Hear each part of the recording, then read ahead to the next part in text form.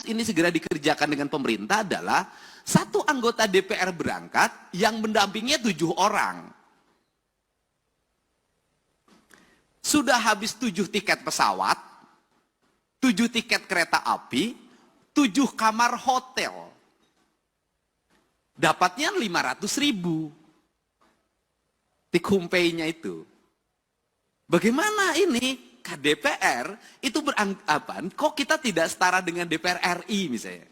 Provinsi Kabupaten. DPR RI itu jelas. Nah, sehingga di DPR RI, ketika menjadi anggota DPR, nggak usah lagi berpikir fokir, saya ngalamin.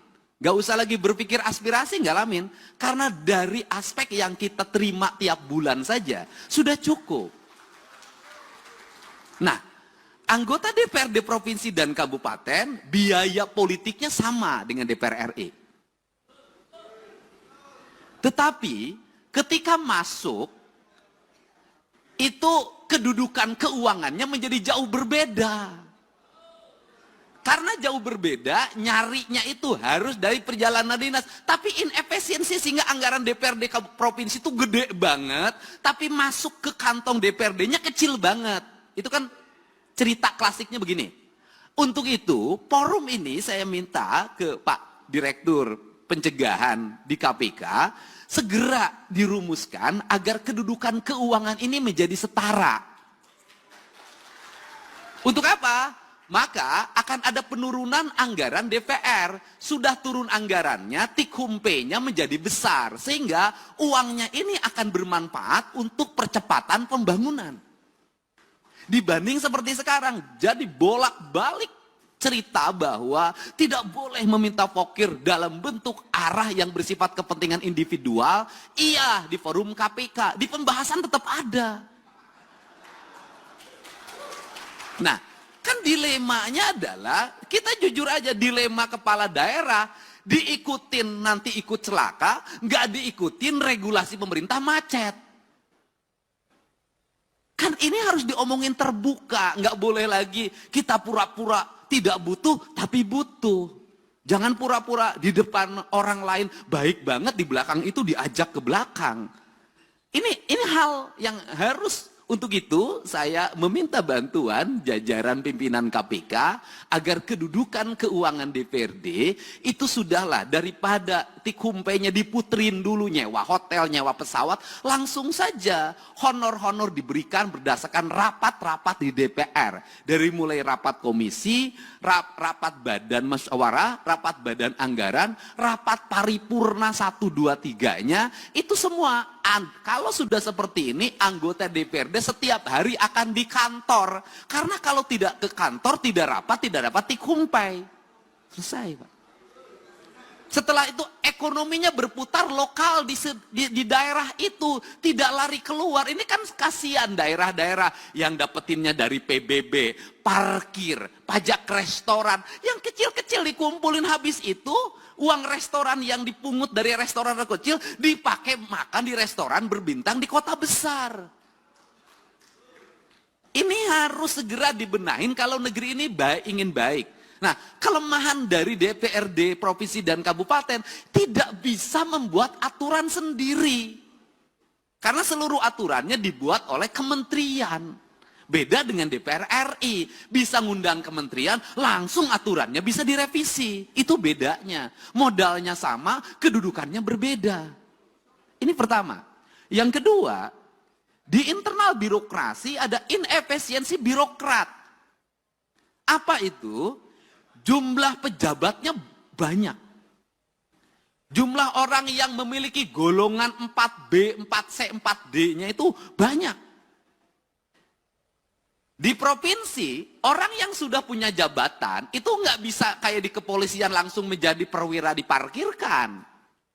Dia akan gugat ke PT UN, harus punya jabatan. Karena dia harus punya jabatan, walaupun merit system, itu kan administrasi merit system itu. Bekerja itu kan bukan pada wilayah angka, pada wilayah eksekusi.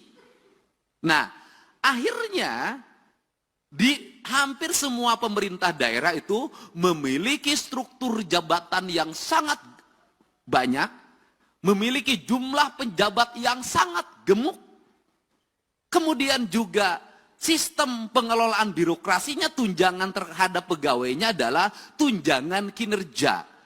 Ini inefisiensi keuangan yang sangat luar biasa. Itu terambil dana untuk pembangunan, untuk itu sangat besar, hampir 60%. Dan yang paling utama adalah hari ini kita harus tahu semua orang bahagia lewat apa? Laporan administratif yang bersifat digital. Akhirnya tukin-tukin itu hanya ditukerin dengan foto, dengan video.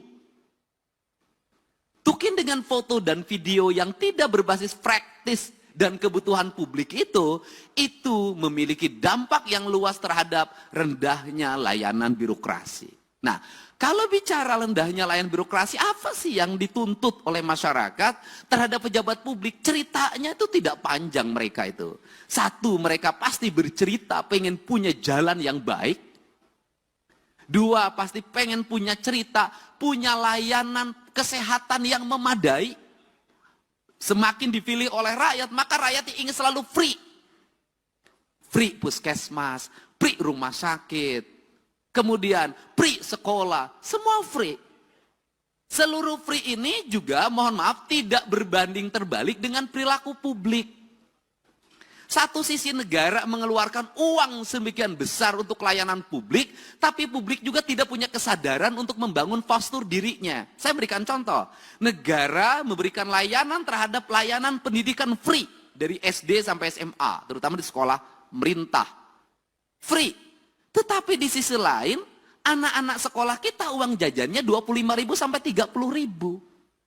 Tidak berbanding terbalik antara apa? Peningkatan ekonomi rakyat dengan beban belanja pemerintah yang tinggi. Akhirnya beban pemerintah belanja yang tinggi, rakyatnya juga tidak berikan edukasi untuk melakukan efisiensi dalam hidupnya. Akibatnya laju pertumbuhan ekonominya rendah dan konsumtif. Nah, hari ini tuntutan negara itu hanya mengarah pada pejabat negara. Selalu katakan ganti pemerintah, ganti gubernur, ganti bupati. Kalau menurut saya, dalam analisis saya, rakyatnya juga harus diganti. Nggak bisa, Pak. Model pendekatan warga seperti hari ini, apalagi model pendekatan media sosial yang saya jalani dan saya lihat, nggak bisa jadi pemimpinnya kalau tidak memiliki tangan besi, publiknya juga harus diedukasi. Bukan hanya pejabat publiknya, bukan hanya anggota DPR-nya, publiknya harus diedukasi. Saya berikan contoh, misalnya pelaporan ke KPK. Saya sampaikan ke Pak Direktur, apakah murni didasarkan pada orang yang konsen pada korupsi? Tidak. Kebanyakan orang yang tidak terpuaskan kalah tender, lapor KPK. Kalau menang nggak lapor. Anaknya tidak diterima di SMA negeri. Pakai kata belece, langsung besoknya bongkar korupsi kepala sekolah. Nah, hari ini saya sampaikan ke Pak Direktur, korupsi bisa terjadi di desa. Kenapa? Setiap hari kepala desa didatangin orang yang mengaku ormas, orang yang mengaku LSM, orang yang mengaku wartawan. Itu sekali datang 10 orang, cepet itu dikasihnya. 1 juta tuh kepala desa sehari. Kemudian di kabupaten, kalau bupati, wali kotanya nggak tahan, pasti banyak orang yang mengaku A, mengaku B, itu melakukan tekanan dan nyari salah. Kemudian setelah itu dia bergaining, dapat jatah di kerjasama A, kerjasama B, kerjasama C. Nah, ini yang jadi problem adalah Pak Direktur, gubernurnya punya daya tahan, misalnya para bupatinya punya daya tahan, tapi kepala SKPD-nya itu belum tentu punya daya tahan. Kenapa? Gubernur enak, SKPD-nya tinggi, Pak, jauh jaraknya ke masyarakat. Kalau bupati wali kota itu dekat ke tetangganya, didatengin tiap hari, pusing, akhirnya dilayanin. Jadi selanjutnya kami mengundang Gubernur Jawa Barat dan Ketua DPRD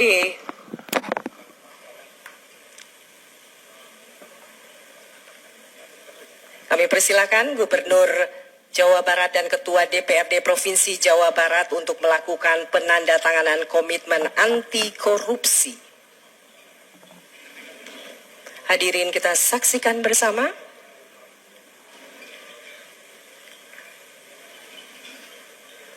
Berikutnya kami persilahkan Ketua DPRD Provinsi Jawa Barat.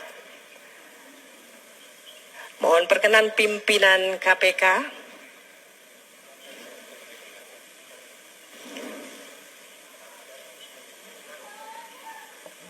Berkenan untuk diperlihatkan. Hadirin, dokumen telah ditandatangani.